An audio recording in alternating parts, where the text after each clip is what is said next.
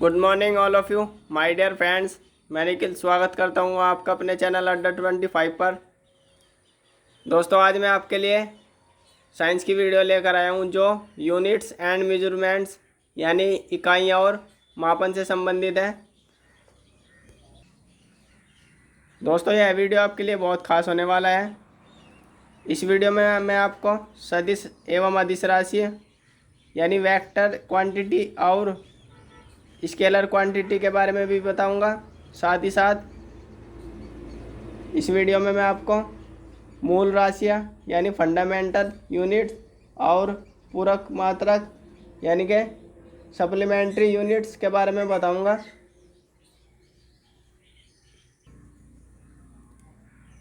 इस वीडियो को देखने के बाद आप एग्जाम में सदिश राशि और अदिश राशियों से संबंधित कोई भी क्वेश्चन को गलत नहीं करोगे, ये मेरा वादा है आपसे। दोस्तों, मैं आपको ट्रिक नहीं बताऊंगा, ना ही आपको रटवाऊंगा। मैं आपको कंसेप्ट से एक एक चीज़ डीपली बताऊंगा। चलिए देखिए, सबसे पहले मैं आपको मात्रक के बारे में बताता हूँ। किसी भी पदार्थ को नापने के लिए किसी न किसी यूनिट्स को इस्तेमाल करना होता है, जिसको मात्रक या इकाई कहते हैं। सरल शब्दों में, किसी पदार्थ, वस्तु, व्यक्ति अथवा क्षेत्र से संबंधित विभिन्न भौतिक राशियाँ जैसे लंबाई, आयतन, क्षेत्रफल, समय, द्रव्यमान आदि का मानक मात्रकों की तुलना में शुद्ध संख्यात्मक मान प्रदर्शित करना मापन कहलाता है। उदाहरण के लिए, जैसे सब्जियों के भार को किलोग्राम में, दूध की मात्रा को लीटर में, कपड़े की लंबाई को मीटर में दर्शाना आदि। दोस्तों, ये थी इसकी डेफिनेशन, जो आपको याद नहीं करनी, केवल समझनी है।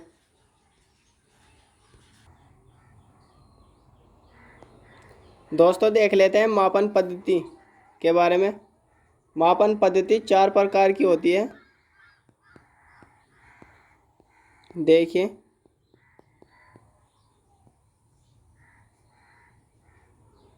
एक होती है CGS पद्धति,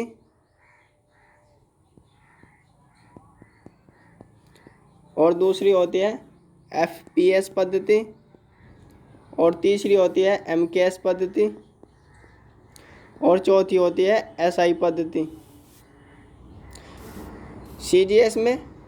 CGS की फुल फॉर्म क्या है?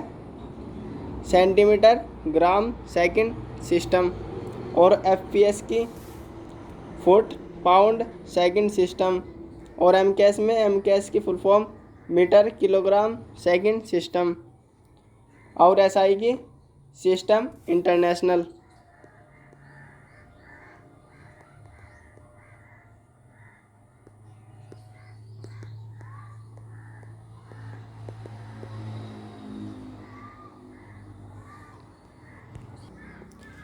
दोस्तों, हम जो पद्धति यूज करते हैं यानी सिस्टम यूज करते हैं, वो SI सिस्टम यूज करते हैं किसी भी राशि को मापने के लिए। यदि आपसे एग्जाम में कोई भी क्वेश्चन किया गया है, जैसे किसी राशि का मात्रक आपसे पूछ लिया गया है और उसमें ये नहीं बोला गया कि इस राशि का CGS, FPS या MKS पद्धति में मात्रक बताओ, तो आपको सीधे सीधे उसमें SI यूनिट बतानी है, यानी SI पद्धति में उस राशि का मात्रक बताना है। दोस्तों, आगे देख लेते हैं भौतिक राशियाँ यानी फिजिकल क्वांटिटीज़। भौतिक राशियाँ पदार्थ के वे भौतिक गुण यानी फिजिकल प्रॉपर्टीज़ है जिनको मापन किया जा सकता है तथा उनकी माप को संख्या द्वारा प्रदर्शित किया जा सकता है।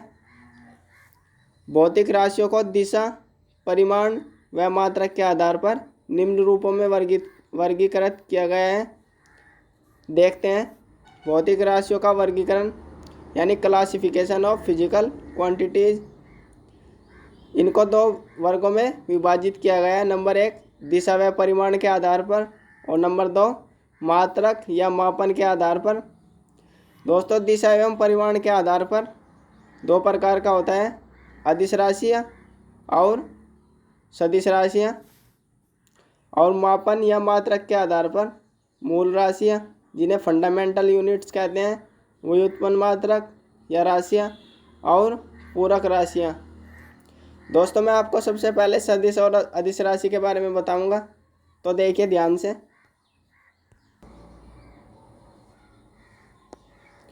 देखते हैं दोस्तों अदिश राशि की परिभाषा। ऐसी भौतिक राशियाँ जिनको व्यक्त करने के लिए केवल परिमाण यानी मैग्नीट्यूड की आवश्यकता होती है, दिशा की नहीं, अदिश राशियाँ कहलाती है, जैसे दूरी, चाल, द्रव्यमान, आयतन, समय आदि। दोस्तों अदिश राशि मैं आपको बता रहा हूँ कैसे याद रखना है। इसकी शॉर्ट ट्रिक कुछ नहीं है, सिर्फ मैं आपको कंसेप्ट बताऊंगा। देखिए, अगर आपने किसी चीज़ में डायरेक्शन यानी कि दिशा नहीं दी, केवल नंबर, ध्यान से सुनना, केवल नंबर या मैग्नीट्यूड जिसे हम परिमाण कहते हैं,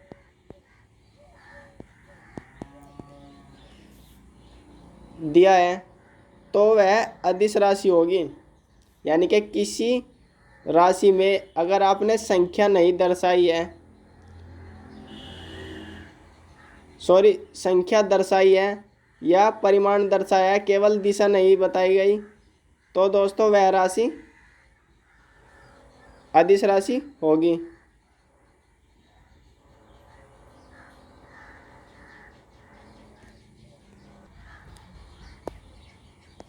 दोस्तों देख लेते हैं अब सदिश राशि के बारे में। ऐसी भौतिक राशियाँ जिनको व्यक्त करने के लिए परिमाण के साथ साथ दिशा की भी आवश्यकता होती है, सदिश राशियाँ कहलाती है, जैसे बल, विस्थापन, वेग, संवेग, त्वरण, कोणीय वेग, चुंबकीय तीव्रता, विद्युत तीव्रता आदि। दोस्तों सदिश राशि को अंग्रेजी में वेक्टर क्वांटिटी कहते हैं।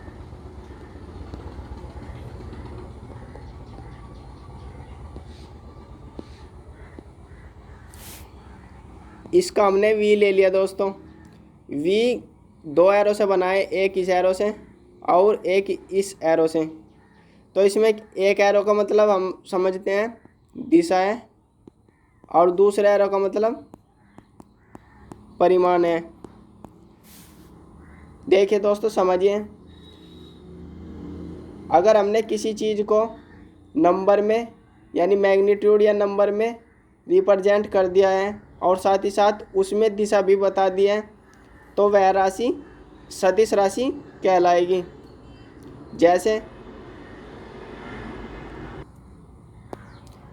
जैसे दोस्तों बल यानी फोर्स, कितना बल दिया है और किस दिशा में दिया है।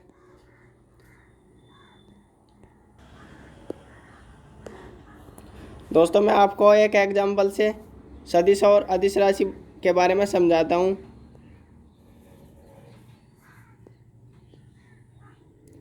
दोस्तों यह एक बॉक्स है, लकड़ी का बॉक्स मान लेते हैं।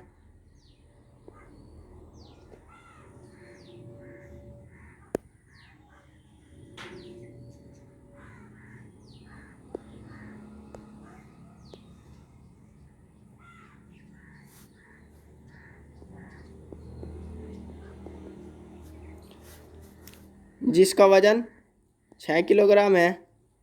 दोस्तों मैं आपको कह दूं कि इस 6 किलोग्राम के बॉक्स को यहाँ पर रख दो, तो आपने रख दिया।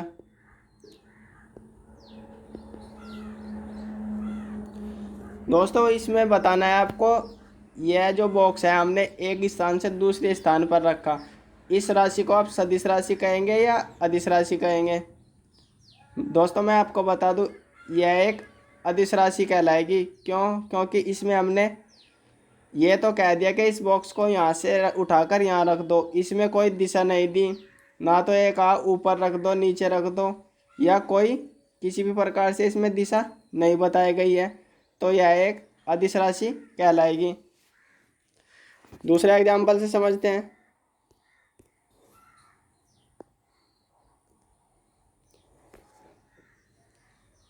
अगर कोई बस 60 किलोमीटर प्रति घंटा की वेग से नॉर्थ दिशा यानी उत्तर दिशा में जा रही है तो यह राशि कौन सी राशि कहलाएगी? आपको बताना है दोस्तों। चलो देखिए, मैं बताता हूँ एक एग्जांपल से। यह एक बस है जिसकी रफ्तार 60 किलोमीटर प्रति घंटा है। सॉरी, रफ्तार नहीं, वेग, वेग कह दीजिए आप। और जो उत्तर दिशा में जा रही है। तो दोस्तों आपको बताना है ये एक सदिश राशि है या अदिश। यह एक सदिश राशि होगी क्योंकि इसमें परिमाण के साथ साथ यानी संख्या के साथ साथ दिशा भी बता दी गई है। तो यह एक सदिश राशि का काम करेगी या सदिश राशि होगी। चलिए मैं आपको सदिश राशि बताऊंगा कौन कौन सी है।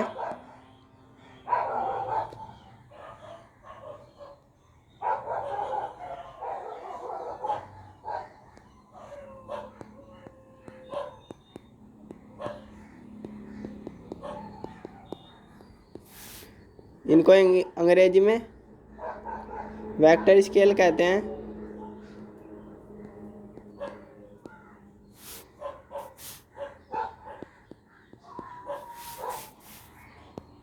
देख लेते हैं। नंबर 1, विस्थापन। विस्थापन यानी डिस्प्लेसमेंट।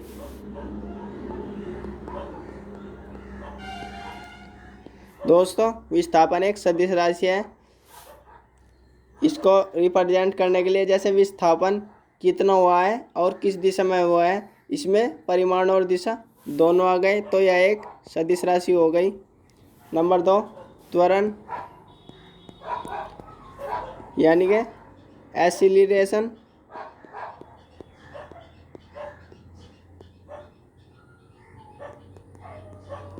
दोस्तों त्वरण यानी मंदक। यह हमेशा गाड़ी या किसी भी गति की विपरीत दिशा में लगता है तो इसलिए यह भी एक सदिश राशि होगी।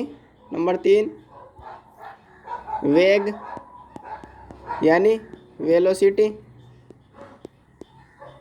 दोस्तों वेग एक सदिश राशि है। नंबर 4, वेट यानी भार।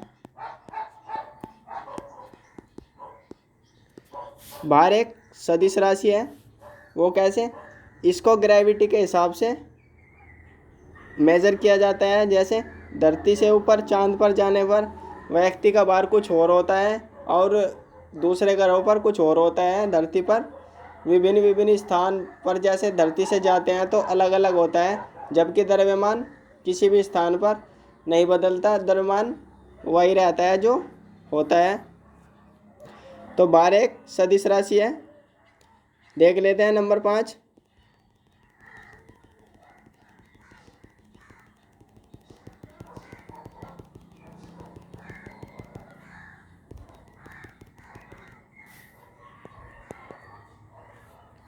फोर्स यानी बल। बल एक सदिश राशि है। नंबर 6, आवेग यानी इम्पल्स। इसको इम्पल्स कहते हैं अंग्रेजी में। और दोस्तों नंबर 7 पर है संवेग। संवेग एक सदिश राशि है। इसको अंग्रेजी में मोमेंटम कहते हैं।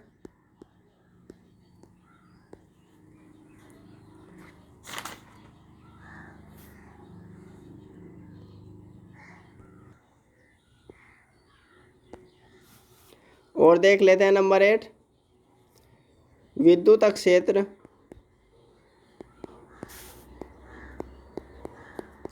यानी इलेक्ट्रिक फील्ड।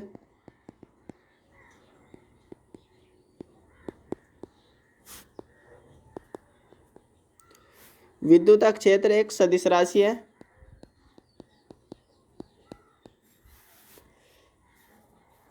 और चुंबकीय क्षेत्र, चुंबकीय क्षेत्र भी एक सदिश राशि है। इसको अंग्रेजी में मैग्नेटिक फील्ड कहते हैं। दोस्तों आपको एग्जाम में एक पॉइंट याद रखना है, अक्षेत्र यानी फील्ड। अगर आपको पेपर में एक क्षेत्र मिला है लिखा हुआ, विद्युत क्षेत्र, चुंबकीय क्षेत्र, तो आपको उस राशि का आंसर सदिश राशि में लगाना है। और विद्युत धारा एक अदिश राशि है। एग्जाम में कभी कभी ऐसे क्वेश्चन दे दिया जाता है कि निम्न में से सदिश राशि कौन सी नहीं है, तो सदिश राशि नहीं है उनमें ये भी ऑप्शन होगा, एक विद्युत क्षेत्र होगा और चुंबकीय क्षेत्र भी होगा और एक विद्युत धारा होगा, और कोई सा ऑप्शन और भी दे सकता है एग्जामिनर। तो आपको विद्युत धारा पे ओके करना है, यानी विद्युत धारा पर निशान लगाना है। विद्युत धारा एक अदिश राशि है, न कि सदिश। ये पॉइंट आपको याद रखना है। और विद्युत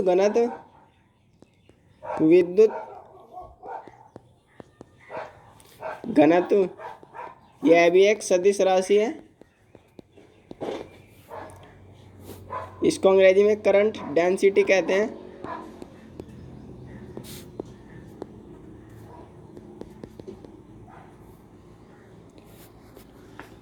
अब देख लेते हैं दोस्तों अदिश राशियों के बारे में।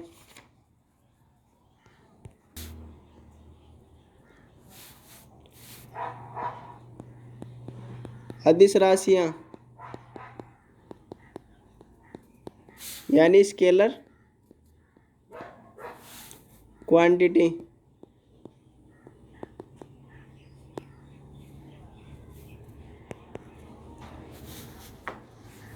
दोस्तों दूरी एक अदिश राशि है, यानी डिस्टेंस। नंबर 2 प्रेशर यानी दाब, यह भी एक अदिश राशि है। और नंबर 3 चाल यानी स्पीड, यह भी एक अदिश राशि है। और देख लेते हैं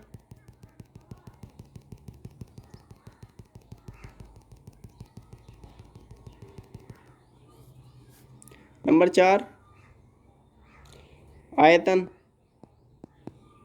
यानी वॉल्यूम,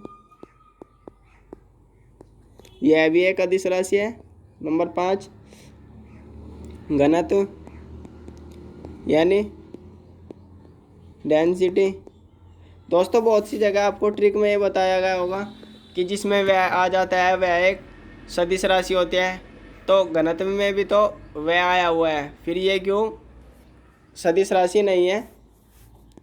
चलिए मैं बताता हूँ। घनत्व का जो फॉर्मूला होता है यानी सूत्र होता है वो मास बटे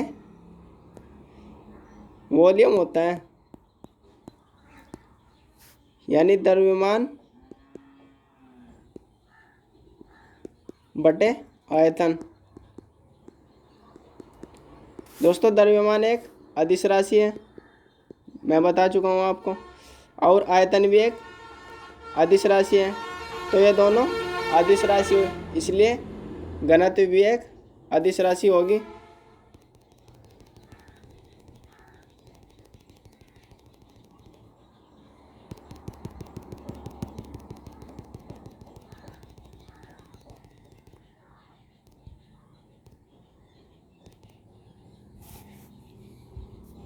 और देख लेते हैं कार्य, ऊर्जा और शक्ति यानी कि वर्क, एनर्जी एंड पावर। ये तो एक चैप्टर का नाम भी है साइंस में। तो ये तीनों अदिश राशि है, कार्य, ऊर्जा और शक्ति। जबकि विद्युत धारा यह भी एक अदिश राशि है, विद्युत धारा एक अदिश राशि है।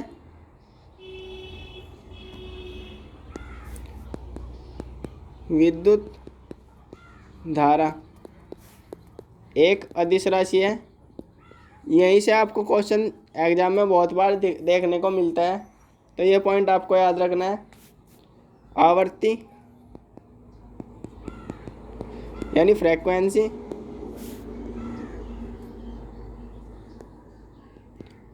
यह भी एक अदिश राशि है। तापमान यानी टेम्परेचर,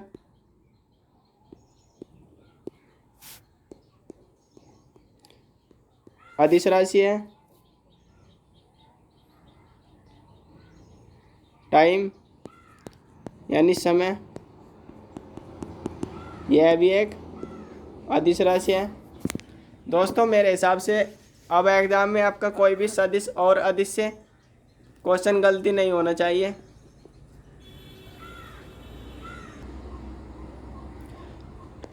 दोस्तों अब एसआई पद्धति के बारे में देख लेते हैं। सिस्टम इंटरनेशनल, यह प्रणाली अंतर्राष्ट्रीय माप तौल अधिवेशन 1971 में स्वीकार की गई थी, जिसे सिस्टम इंटरनेशनल या एसआई पद्धति कहते हैं। यह मापन पद्धति एमकेएस पद्धति का परिभाषित ही रूप है। वर्तमान में यह पद्धति सर्वाधिक प्रचलन में है।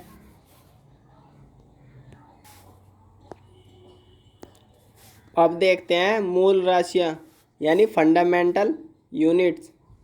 दोस्तों यहाँ से क्वेश्चन बहुत बार पूछ लिया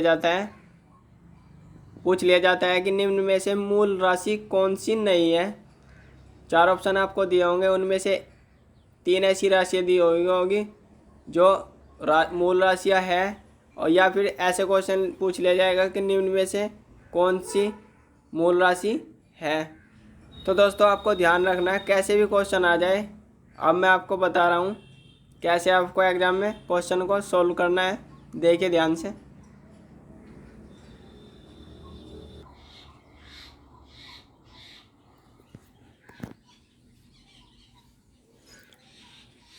जो चीज़ें ड्राइव्ड नहीं की जा सकती उन्हें मूल राशियाँ कहते हैं।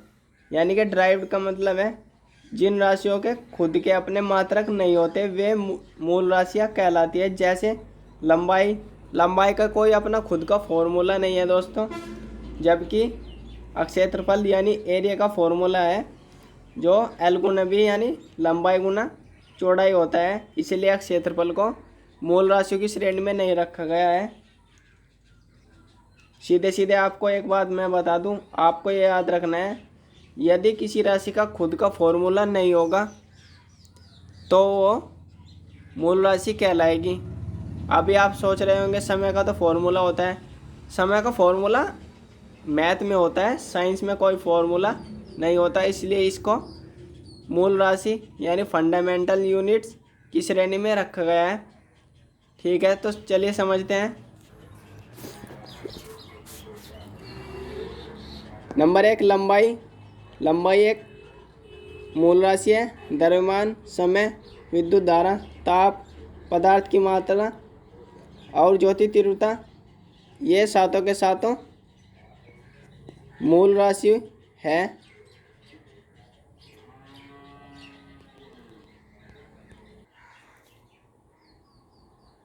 दोस्तों एक क्वेश्चन आपके मन में आ रहा होगा कि इन्हें फिर मापा कहाँ से गया है, तो मैं आपको बता रहा हूँ एक एक करके।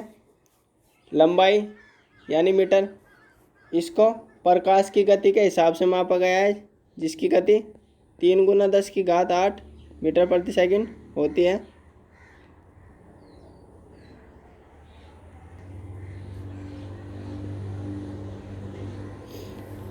अब देखते हैं मास यानी द्रव्यमान।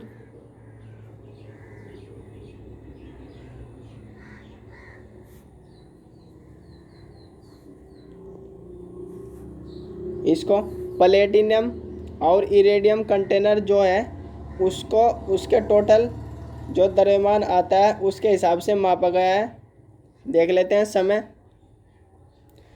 समय को एक परमाणु, जिसमें परमाणु घड़ी होती है ना, एटॉमिक क्लॉक, सीजियम 133 का परमाणु 91926317770 बार कंपन करता है। यह परिभाषा 1967 में अंतर्राष्ट्रीय विज्ञान सम्मेलन में दी गई थी। ये इसके हिसाब से मापा जाता है।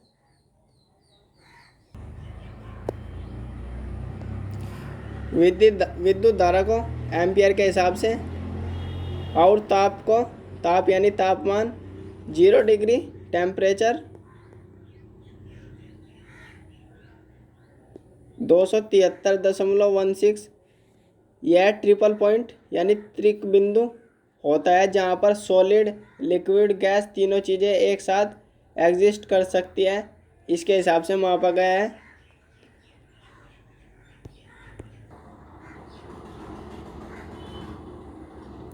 दोस्तों आप देख लेते हैं पदार्थ की मात्रा को मोल में मापते हैं। मोल को हम 0.012 किलोग्राम यानी C12 कार्बन 12 में कितना मोल है इसके हिसाब से मापते हैं। यानी कार्बन 12 के आइसोटोप को इस्तेमाल करते हैं और पता लगाते हैं पदार्थ की मोल के बारे में। और ज्योति तीव्रता को यानी लूमिनस इंटेंसिटी इसको हम कैंडेला में मापते हैं। दोस्तों इन सातों की सातों राशियों को याद करने की एक छोटी सी ट्रिक मैं आपको बता रहा हूँ, देखिए ध्यान से। LMTTELA देखिए लेंथ, L का मीन्स लेंथ, M का मीन्स मास यानी द्रव्यमान, एक T से हो गया टाइम यानी समय, दूसरे T से हो गया टेम्परेचर यानी तापमान, और E से हो गया इलेक्ट्रिक करंट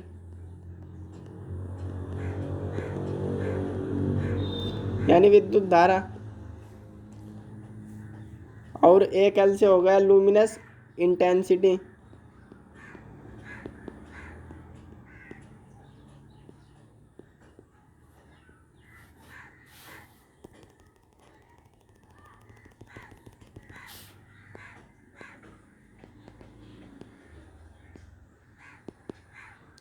और ए से हो गया अमाउंट यानी पदार्थ की मात्रा।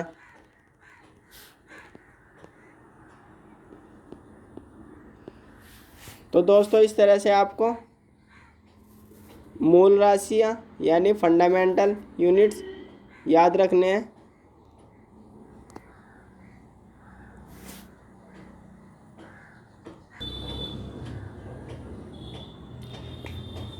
दोस्तों दो पूरक मात्रक होते हैं यानी सप्लीमेंट्री यूनिट्स होते हैं, उन्हें भी देख लेते हैं। समतल कोण पहला है, इसका मात्रक रेडियन होता है, और एक होता है घन कोण, इसका मात्रक स्टेरेडियन होता है।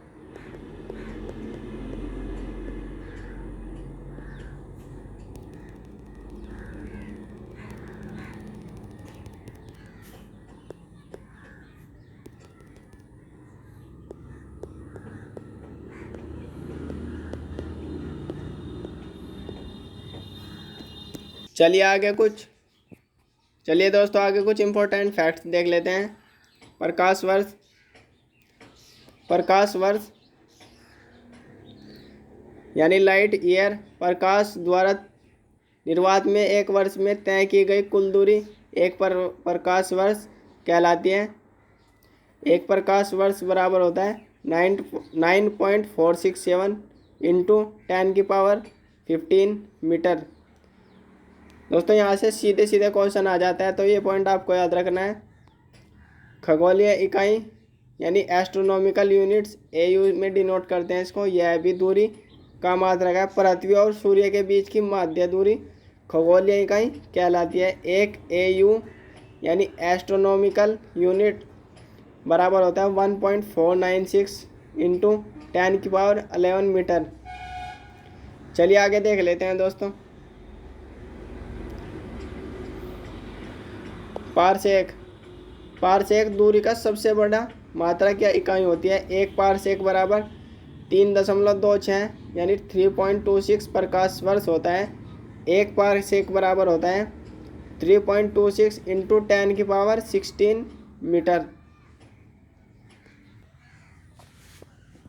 दोस्तों यह वीडियो आपको कैसा लगा कमेंट बॉक्स में ज़रूर बताएं। आशा करता हूँ इस वीडियो में आपने बहुत कुछ नया सीखा होगा। दोस्तों इस वीडियो को अपने दोस्तों के साथ शेयर करें, वीडियो को लाइक करें और कमेंट करें। धन्यवाद।